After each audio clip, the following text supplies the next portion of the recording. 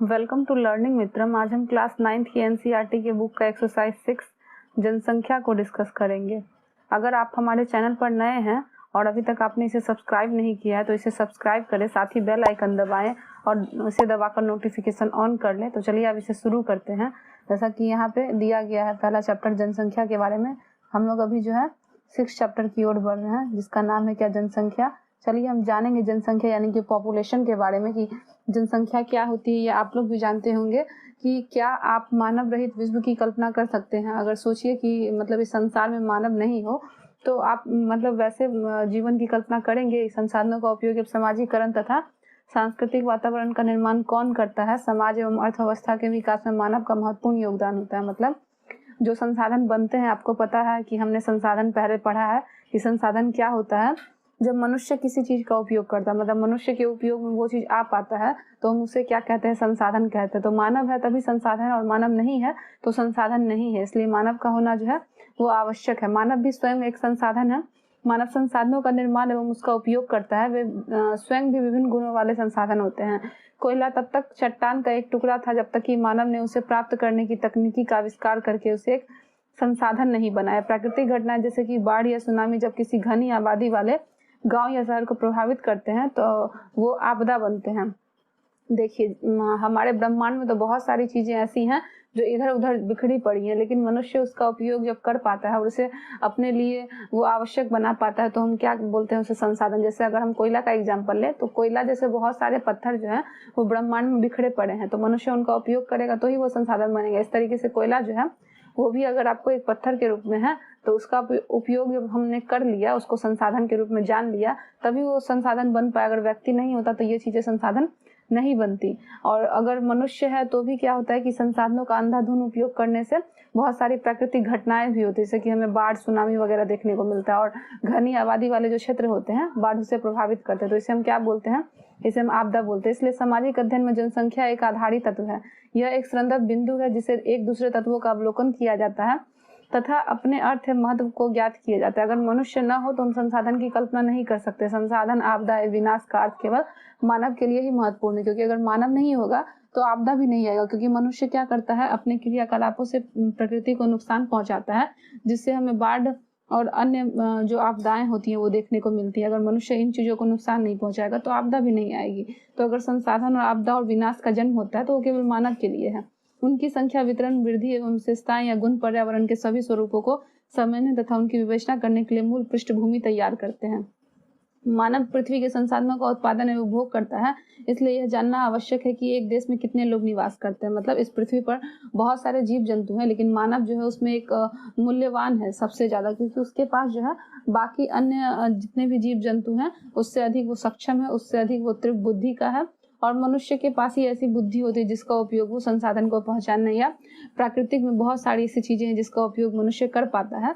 तो अगर मनुष्य इसका उपयोग कर रहा है, प्रकृति में जो भी चीजें विद्यमान है, तो हमें यह जानना आवश्यक है कि हमारे देश में या पूरे ब्रह्मांड में कितने लोग निवास करते हैं, वे कहाँ हैं एवं कैसे रहते हैं, एवं उनकी जनसंख्याओं में वृद्धि हो रही है तथा उनकी कौन कौन सी विशेषता है। भारत जनगणना हमारे देश की जनसंख्या से संबंधित जानकारी हमें प्रदान करती है। हम क्या करते हैं, अपने देश की जनसंख्या को हम जनगणना के अनुसार जान पाते हैं। जनगणना जो है वो क्या होता है कि पूरे देश के आंकड़ों को बताया जाता है। हर राज्य के द्वारा जो है हर राज्य में जनगणना किया जाता है, और जनगणना के आधार पर यह हम बता पाते हैं कि कितनी मृत्यु दर है और कितना जन्म दर है और जनसंख्या की गति कितनी है।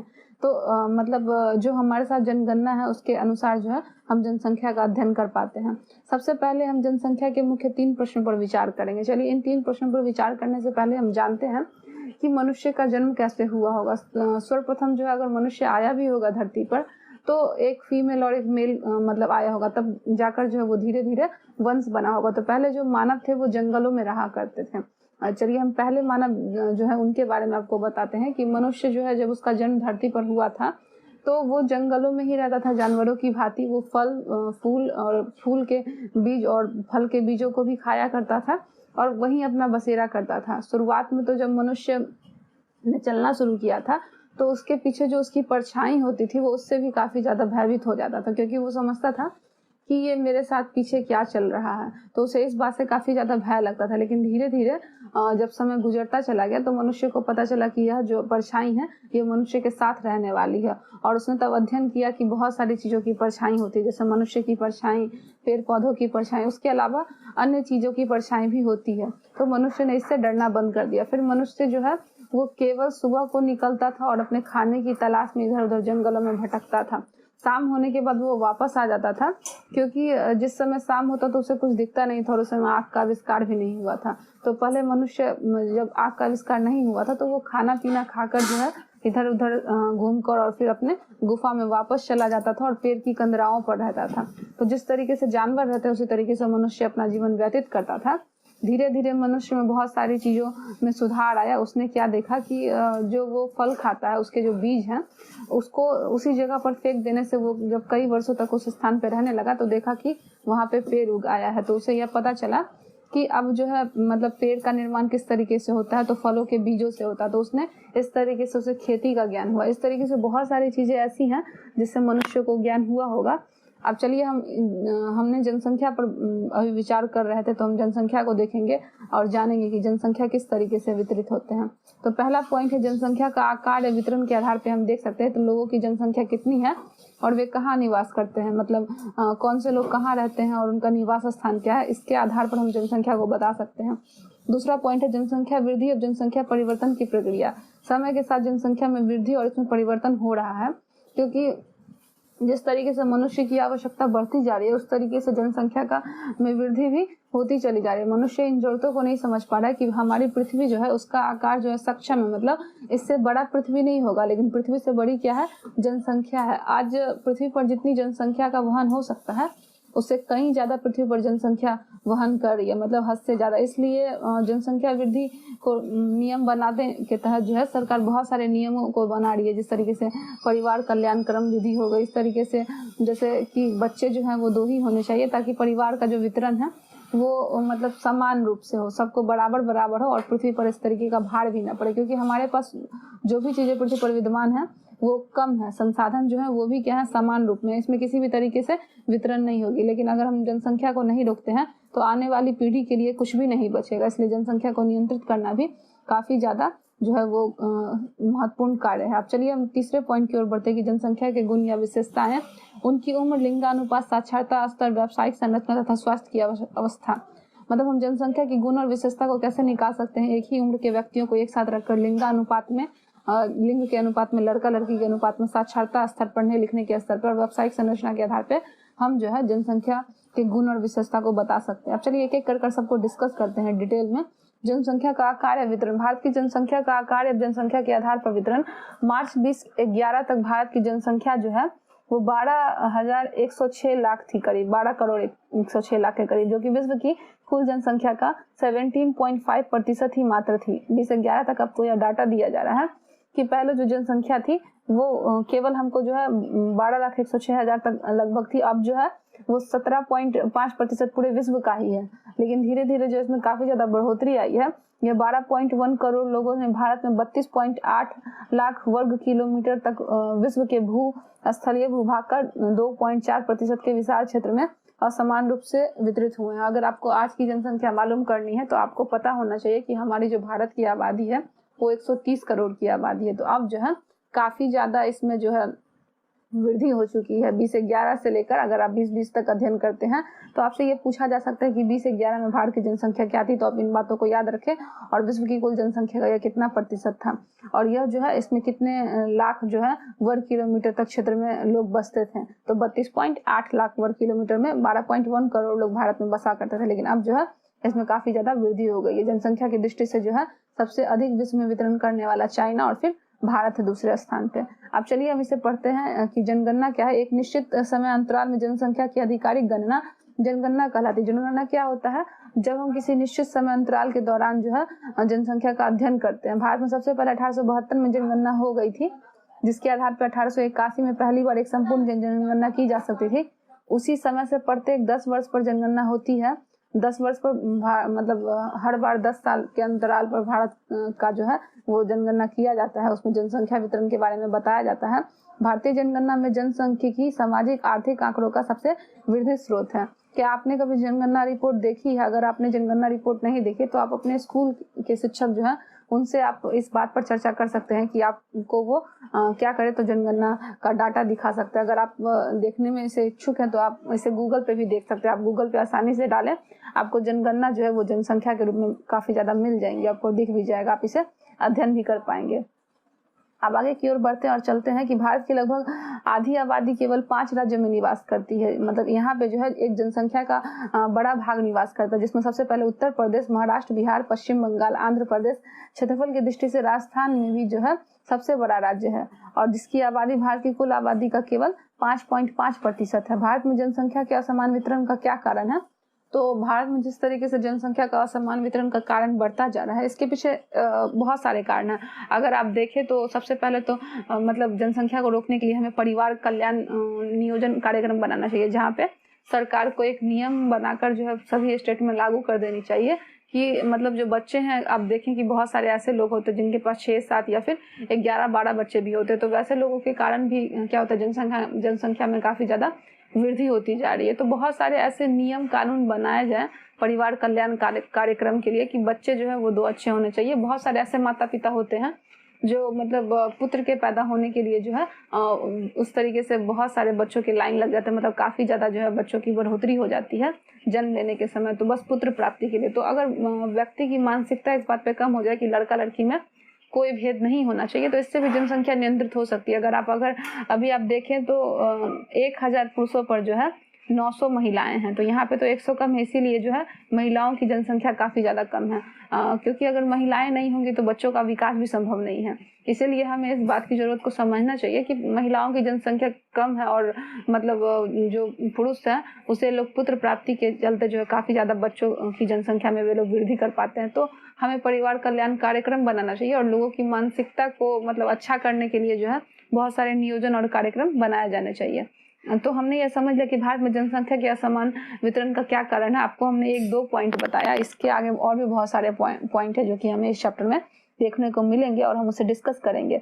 देखिए यहाँ पे जनसंख्या का वितरण एक डाटा के हिसाब से दिया जा रहा है कि ये विश्व है और भारत का एक टुकड़ी देखिए 17.5% जो है भारत का टुकड़ी, और क्षेत्रफल की दृष्टि से देखिए विश्व में कितना है, तो भारत का मात्र 2.4% ही इसका क्षेत्रफल है। जनसंख्या का वितरण काफी ज्यादा है क्षेत्रफल के हिसाब से। विश्व के क्षेत्रफल में जनसंख्या में भारत का भाग हमने देखा दोनों डाटाओं से। अब घनत्व के आधार पर भारत में जनसंख्या का वितरण समझते हैं कि यह क्या है। तो जनसंख्या घनत्व असमान वितरण का एक बेहतर चित्र प्रस्तुत करता है। प्रति इकाई क्षेत्रफल में रहने वाले लोगों की संख्या को जनसंख्या घनत्व कहते हैं। भारत में विश्व घनी आबादी वाले देशों में से एक है। मतलब भारत जो है वो यहाँ पे बहुत सारी क्षेत्र में जो है काफी ज्यादा मनुष्य निवास करते हैं, यहाँ पे घनी आबादी वाले लोग बसते हैं। तो इसका कारण क्या है कि कौन से क्षेत्र में मतलब कितनी ज्यादा जनसंख्या निवास करती है, इसके बारे में हम जानेंगे। जहाँ पे समतल भूमि है और उपजाऊ भूमि है वहाँ पे जनसंख्या का वितरण क्या होता है, बहुत ज्यादा होता है। 2011 में भारत में जनसंख्या घनत्व जो है वो 382 व्यक्ति प्रति किलो वर्ग मीटर था। ये 2011 की बात कर रहे हैं। और जहाँ पे बिहार का जनसंख्या घनत्व जो है वो आपको 1102 व्यक्ति प्रति किलोमीटर था। मतलब प्रति किलोमीटर में आपको 1102 व्यक्ति मिलते थे क्षेत्र के हिसाब से, घनत्व के हिसाब से। वहीं अरुणाचल प्रदेश में यह 17 व्यक्ति प्रति किलोमीटर था, जहाँ पे हम देख रहे हैं कि बिहार की जनसंख्या जो है वो ज्यादा ही है। यहाँ पे चित्र 6.3 को हम देखेंगे आगे कि जनसंख्या घनत्व का असमान वितरण किस प्रकार दर्शाया गया है। इसे हम आगे बढ़ते हैं तब देखेंगे। देखिए यहाँ पे 2011 की जनसंख्या के बारे में हमने पढ़ा अभी कि सबसे अधिक जनसंख्या वाला जो राज्य है वो उत्तर प्रदेश। उत्तर प्रदेश में भारत की काफी ज्यादा जनसंख्या जो वो निवास करती है। कुल आबादी भारत की कुल आबादी का 1,990,00,000 है और उत्तर भारत में देश में कुल जनसंख्या का 16% हिस्सा निवास करता है। दूसरी ओर हिमालय के क्षेत्र राज्य सिक्किम की आबादी केवल 6 ही लाख है और तथा लक्षद्वीप में केवल जो है 64,429,000 लोग केवल यहाँ पे निवास करते हैं। 64,429,000 लोग यहाँ पे रहते हैं। तो इस तरीके से आप देखिए कि सबसे ज्यादा जो क्षेत्र है जनसंख्या की दृष्टि से भारत में वो कौन है, तो आपको यूपी है, उत्तर प्रदेश है। उसके बाद आपको फिर उत्तर प्रदेश में देश की कुल जनसंख्या का 16% निवास करता है। और फिर हमने क्या देखा कि दूसरी ओर जो है हिमालय के क्षेत्र राज्य सिक्किम की आबादी केवल 6 ही लाख है। यहाँ पे आपको कितना ज्यादा अंतर देखने को मिल रहा है। सिक्किम की आबादी केवल 6 लाख है और जो यहाँ है आपको उत्तर प्रदेश की जनसंख्या वो काफी ज्यादा है, 1,990,000 है, 1,990,00,000 है यहाँ पे टोटल जनसंख्या। अब देखिए यहाँ पे एक डाटा दिया गया जिससे हम समझते हैं कि भारत की जनगणना 2001 के अनुसार यहाँ पे किस तरीके से मतलब पूरे भारत का जनसंख्या दिया गया, उसे एक एक कर हम देखते हैं। ये उत्तर प्रदेश है 16%, महाराष्ट्र है 9%, बिहार 9%, पश्चिम बंगाल 8%, आंध्र प्रदेश 7%, मध्य प्रदेश 6%, तमिलनाडु 6%, राजस्थान 6%, कर्नाटक 5%, गुजरात 5%, ओडिशा 3%, केरल 3%, झारखंड 3%, असम 3%, पंजाब 2%, छत्तीसगढ़ 2%, हरियाणा 2%, दिल्ली 1%, जम्मू कश्मीर 1%, उत्तराखंड 1% और अन्य राज्य केंद्र शासित प्रदेश 2%। यहाँ पे सबसे ज्यादा जो है वो उत्तर प्रदेश की जनसंख्या 16% टोटल है। भारत की कुल जनसंख्या का सबसे ज्यादा वहाँ पे जनसंख्या निवास करती है। भारत की जनसंख्या 20 से 11 का घनत्व यहाँ पे देखिए कि किस तरीके से है, हम एक बार इसे समझ लेते हैं, उसके एक एक करके देखेंगे। जैसे कि यहाँ पे दिया हुआ है 250 से कम, जो गाढ़ा ग्रीन है वहाँ पे 250 से कम है। देखिए 250 से कम छत्तीसगढ़, मध्य प्रदेश, राजस्थान, उत्तराखंड, हिमाचल प्रदेश, जम्मू कश्मीर और अरुणाचल प्रदेश, नागालैंड, मणिपुर और मिजोरम। इन स्थानों पर जो जनसंख्या है वो 250 से कम है। और 251 500 में है जो है हल्का ग्रीन कलर का आंध्र प्रदेश, कर्नाटक, दादर नागर हवेली, उड़ीसा, गुजरात, झारखंड और ऊपर की ओर अगर हम बढ़े तो जो है असम, उसके बाद झारखंड। इन सारे जगहों पर जो है जनसंख्या का वितरण 251 से 500 तक है। और 501 और 750 को अगर हम देखें तो वो किन क्षेत्रों में है? जनसंख्या तमिलनाडु में है जो येलो कलर से दी गई है, हरियाणा में है 750 से ज्यादा जनसंख्या, पंजाब और चंडीगढ़ में है। इन जगहों पर जो है जनसंख्या काफी ज्यादा है। 751 से 1000 के बीच में आपको ऑरेंज कलर वाले, जिसमें कि आपको देखिए यहाँ पे दिया गया है केरल है, उसके उत्तर प्रदेश है, दिल्ली है। इन जगहों पर जो जनसंख्या काफी ज्यादा है। 751 से 1000 लोग निवास करते हैं। और 1000 से अधिक जो है रेड जोन, जिसको आप बोलिए तो बिहार और बंगाल में, इन दोनों जगहों पर जनसंख्या जो है जनसंख्या का वितरण काफी ज्यादा है। हमने देखा इसको और जनसंख्या को जाना मैप के हिसाब से कि यहाँ पे कितनी जनसंख्या निवास करती है। अब देखिए कि चित्र 6.3 का अध्ययन जब हमने किया तो इसकी तुलना 2.4 और 4.7 से करें। ऊपर जो हमने 2 चित्र देखा है, इन मानचित्रों में आपको कोई न संबंध नजर आ रहा होगा कि किस साल, जैसे कि हमने देखा था 2011 से अगर हम 2020 की बात करते हैं तो इन क्षेत्रों में कितनी ज्यादा आबादी बढ़कर 130 करोड़ की हो गई है। मतलब कितना ज्यादा जनसंख्या जो है वो बढ़ा होगा। 250 व्यक्ति प्रति वर्ग किलोमीटर से कम जनसंख्या घनत्व वाला राज्यों के नाम बताइए। उधर अपने अभी जो हमने देखा, आप भी इसमें देखिए जो ग्रीन कलर से 250 वाले, आप उनका नाम लिखिए अपने कॉपी में, क्योंकि आपको ये क्वेश्चन मतलब आप जब हम चैप्टर का क्वेश्चन आंसर करेंगे तो उसमें भी आपको देखे जा सकते हैं इन सारे क्वेश्चनों को। पर्वतीय क्षेत्र और प्रतिकूल जलवायु वाले अवस्था इन क्षेत्रों में विरल जनसंख्या के लिए उत्तरदायी है। किस राज्य का घनत्व जो है 250 व्यक्ति प्रति वर्ग किलोमीटर से कम है और क्यों है? क्योंकि यहाँ पे जो मतलब भूमि है वो समतल नहीं होगी, बहुत ज्यादा उपजाऊ नहीं होगी, इसलिए यहाँ पे कम जनसंख्या निवास करती है। असम में अधिकतर प्रायद्वीप राज्यों का जनसंख्या घनत्व मध्यम है। पहाड़ी, कटे छटे एवं पथरीले भूभाग, मध्यम से कम वर्षा, छिछली एवं कम उपजाऊ मिट्टी इन राज्यों में जनसंख्या घनत्व को प्रभावित करती है। क्योंकि समतल भूमि जहाँ पे होती है वहाँ पे जनसंख्या का वितरण ज्यादा होता है। उत्तरी मैदान भाग एवं दक्षिण में केरल का जनसंख्या घनत्व बहुत अधिक है, क्योंकि यहाँ समतल मैदान एवं उपजाऊ मिट्टी पाई जाती है तथा पर्याप्त मात्रा में वर्षा होती है। उत्तरी मैदान के लिए अधिक जनसंख्या वाला घनत्व 3 राज्यों के नाम बताए। जैसे कि यहाँ पे कहा जा रहा है कि उत्तरी मैदान जो है उत्तर की तरफ का इलाका, वहाँ पे आपको बहुत ज्यादा वर्षा होती है और भूमि भी समतल है, तो वहाँ पे लोग जो है वो ज्यादा निवास करते हैं। यहाँ पे देखिए आप बिहार और बंगाल का भी नाम ले सकते हैं। यहाँ पे जनसंख्या जो वो काफी ज्यादा निवास करती है, क्योंकि यहाँ पे भूमि जो है वो समतल होती है। जनसंख्या वृद्धि और जनसंख्या परिवर्तन की प्रक्रिया। जनसंख्या एक परिवर्तनशील प्रक्रिया। आबादी की जनसंख्या वितरण एवं संगठन में लगातार परिवर्तन होता है। यह परिवर्तन 3 प्रक्रिया, जन्म, मृत्यु एवं प्रवास के आपसी संयोजन के प्रभाव के कारण होता है। जनसंख्या वृद्धि जो है इसका अर्थ होता है किसी विशेष समय अंतराल में 10 वर्षों के भीतर किसी देश या राज्य के निवासियों की जनसंख्या में परिवर्तन। मतलब जनसंख्या का प्रभाव पूर्ण तरीके से जन्म, मृत्यु और प्रवास पर पड़ता है कि किस देश में कितने ज्यादा जन्म होते, कितनी ज्यादा मृत्यु दर है। पहले मृत्यु दर बहुत ज्यादा होती थी क्योंकि लोगों के पास बीमारी जो होते थे उनका उपचार नहीं होता था, लेकिन आज तकनीकी सुविधा के कारण बहुत सारे बीमारियों के उपचार भी दिए गए हैं, इसलिए जो है मृत्यु दर अब कम हो गया है और जन्म दर जो है वो काफी ज्यादा मतलब बढ़ चुका है, जिसके कारण जो है जंगलों को भी साफ किया जा रहा है। बढ़ती जनसंख्या के कारण जंगलों को काट कर जो है लोग घर बनाकर रह रहे हैं। और 10 वर्षों तक हम क्या करते हैं, 10 वर्षों के भीतर हम इस पर जनगणना करते हैं कि कितनी जनसंख्या बढ़ी है और कितनी जनसंख्या में मतलब कमी आई है और कितना मृत्यु दर हुआ है। प्रत्येक वर्ष और 1 दशक में बड़ी जनसंख्या कुल जनसंख्या वृद्धि का परिणाम है। पहले की जनसंख्या जैसे कि 20 से 11 की जनसंख्या को बाद में जनसंख्या जैसे 20 से 11 की जनसंख्या से घटाकर प्राप्त किया जाए तो इसे हम निरपेक्ष वृद्धि कहेंगे। मतलब हमने देखा कि 2001 में जितनी जनसंख्या बढ़ी होगी और हम इसको 20 से 11 से घटाएंगे तो हमें पता चल जाएगा कि उसमें कितनी ज्यादा वृद्धि हो गई है। जनसंख्या की वृद्धि का दर दूसरा महत्वपूर्ण पहलू है। इसका अध्ययन प्रतिवर्ष प्रतिशत में किया जाता है, मतलब हम हर वर्ष अगर करते हैं इसका अध्ययन तो आसानी से इसको निकाला जा सकता है। यह प्रतिवर्ष दो वृद्धि की दर अर्थ है कि दिए हुए किसी वर्ष की मूल जनसंख्या में प्रत्येक 100 व्यक्तियों पर 2 व्यक्तियों की वृद्धि, इसे वार्षिक वृद्धि दर कहा जाता है। भारत की आबादी 1951 में जो है 3,610,00,000 से बढ़कर 20 से 11 में 12,100,00,000 हो गई। आप देखिए कि इसमें कितना ज्यादा इजाफा हो गया। ऊपर हम डाटा देखते हैं और समझते हैं कि इसमें किस तरीके की वृद्धि हुई है। भारत में जनसंख्या वृद्धि का ये एक ग्राफ दिया हुआ है, जहाँ पे 1951 में आप देखिए कि किस तरीके से वृद्धि हुई है। उसके बाद 1961 से 71 में 24.8, उसके बाद 1971 से 81 में 24.66, उसके बाद 1981 से 1991 में 23.87, फिर 1991 से 2001 में 21.54 और 2001 से 20 से 11 में आपको 17.64 की वृद्धि हुई है। मतलब इसमें किस तरीके से जो है प्रत्येक वर्ष में 10 साल के अंतर्गत जो है कितनी ज्यादा वृद्धि जो है वो हो गई है जनसंख्या। आप इस डाटा को देखकर पता लगा सकते हैं। यहाँ दूसरा डाटा दिया गया है, भारत की कुल आबादी 1901 से लेकर 2001 तक देखिए किस प्रकार बढ़ी है। आप इसे देखकर आसानी से समझ सकते हैं। आप भी इसे देखें और अध्ययन करें जिस तरीके से हमने पहले वाले को अध्ययन किया है। आपको पता चल जाएगा कि किस तरीके से जो है वृद्धि यहाँ पे हो गई है। यहाँ पे एक और डाटा दिया गया है कि देखिए 1951 में कितनी जनसंख्या थी, 361 लाख। उसके बाद जो है यह बढ़ गई एक दशक में 42.43, 1.25 का वृद्धि हुआ। इसी तरीके से आप एक एक करके सभी डाटाओं को देखें और समझें।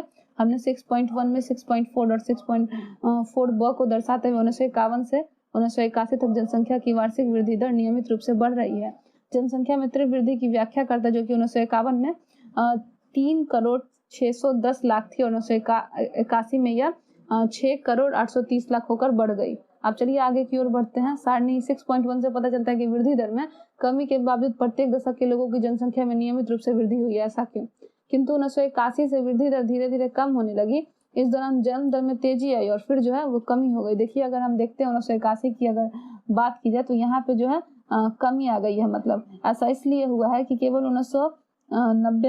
1990 की जो जनसंख्या है वहाँ पे 1,08,20,00,000 की वृद्धि हुई है। इतनी बड़ी वार्षिक वृद्धि इससे पहले कभी नहीं हुई थी। इस पर ध्यान देना आवश्यक है कि भारत की कोई आबादी बहुत अधिक है जबकि विशाल जनसंख्या कम और वार्षिक दर लगाया जाता है तब इस पर सापेक्ष वृद्धि बहुत अधिक होती है। जब 10 करोड़ जनसंख्या में न्यूनतम दर में वृद्धि होती है तब जुड़ने वाले लोगों की कुल संख्या बहुत अधिक होती है। भारत की वर्तमान जनसंख्या में वार्षिक वृद्धि संसाधनों एवं पर्यावरण के संरक्षण को निष्क्रिय करने में पर्याप्त है। वृद्धि दर में कमी जन्म दर पर नियंत्रण के लिए किए गए प्रयासों की सफलता को प्रदर्शित करता है। इसके बावजूद जनसंख्या की वृद्धि जारी है और तथा 2045 तक भारत चीन को छोड़ते हुए विश्व के सबसे अधिक आबादी वाला देश बन सकता है। क्योंकि जिस तरीके से भारत में वृद्धि हो रही है पहले के अनुसार अब, क्योंकि पहले बहुत सारी ऐसी बीमारी थी जिसके पास मनुष्य का उसके पास समाधान नहीं था, लेकिन अब जो है वो बहुत ज्यादा मतलब इसमें वैज्ञानिकों ने काफी ज्यादा सफलता हासिल कर ली जिससे बीमारियों को रोका भी जा सकता है। तो इस कारण जो है जनसंख्या वृद्धि काफी ज्यादा हो गई है। परिवार नियोजन कार्यक्रम नहीं होने के कारण भी वृद्धि काफी ज्यादा बढ़ती जा रही है। अगर अभी इसे कंट्रोल नहीं किया गया परिवार नियोजन कार्यक्रम बनाकर तो 2045 तक जो है चीन पीछे रह जाएगा और भारत की आबादी जो है वो नंबर 1 हो जाएगी। तो यह आवश्यक है कि सरकार इसके लिए जागरूक हो, परिवार कल्याण कार्यक्रम बनाए ताकि जनसंख्या को नियंत्रित किया जा सके। क्योंकि हमने जाना कि पृथ्वी उतनी ही बड़ी है तो भारत भी उतना ही बड़ा है। अगर भारत उतना ही बड़ा तो हमें क्या करना पड़ेगा, इसे रोकना पड़ेगा। अगर हम नहीं रोकते हैं तो इस पे जनसंख्या का भार जो वो बहुत ज्यादा पड़ेगा और जो है हमें काफी ज्यादा दिक्कतें आएंगी। क्योंकि अगर आप इस तरीके से समझ सकते हैं कि पृथ्वी एक रोटी की तरह है जिसका आकार बढ़ता घटता नहीं है। तो अगर कम जनसंख्या है तो हमें आसानी से खाना मिलता है, अगर ज्यादा जनसंख्या बढ़ेगा तो हमें इसी में से बंटवारा करना पड़ेगा और चीजें जो है वो दिन प्रतिदिन कम होती चली जाएंगी। इसलिए जनसंख्या को नियंत्रित करना जो है अत्यंत आवश्यक है। तो चलिए यह वीडियो का पार्ट 1 था। अब यह वीडियो यहीं समाप्त हुआ। हम पार्ट 2 को नेक्स्ट में डिस्कस करेंगे। आपको यह वीडियो अगर पसंद आया हो तो आप इसे लाइक करें, शेयर करें, कमेंट करें, सब्सक्राइब करें और साथ ही बेल आइकन दबाकर नोटिफिकेशन ऑन कर लें। इसे अपने दोस्तों में भी अधिक से अधिक शेयर करें। मिलते